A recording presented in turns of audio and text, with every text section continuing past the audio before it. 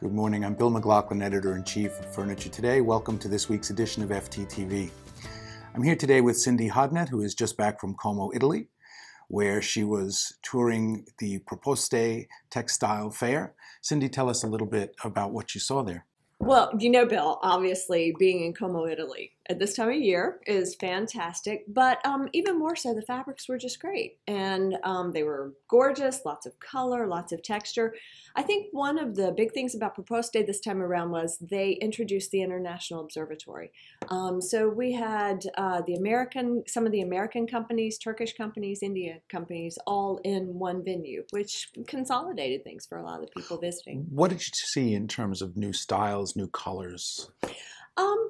You know, it was interesting. I would have to say probably if there was one thing that I really came away with, there was still a tremendous amount of velvets, but we're seeing printed velvets. And we also saw woven leathers, which were fabulous. And, you know, some of the furniture suppliers there were saying that they really didn't understand why more people didn't actually go to that show, because you really can find some things there that are hard to find anywhere else.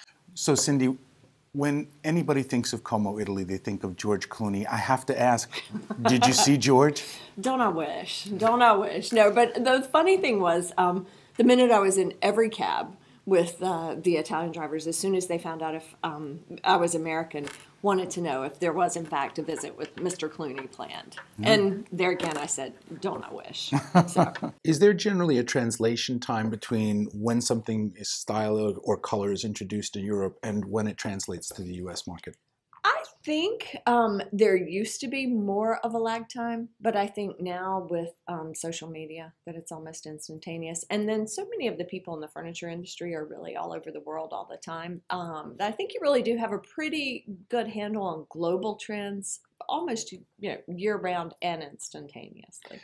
Now, I understand rugs were a part of this also, and there were some uniquely situated rug folks there? Yeah, I knew you were going. Yes. Well, the show is expanding, and so they brought a couple of rug suppliers in.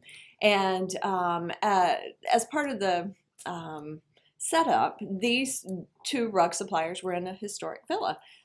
So some of the folks I was touring the show with, from Brazil and India and different places, we went through Como to find the rug show, went into the villa where it was and took pictures and interviewed the person, only to find out we were in the wrong house. So we have a really great interview with somebody who really wasn't part of the rug show.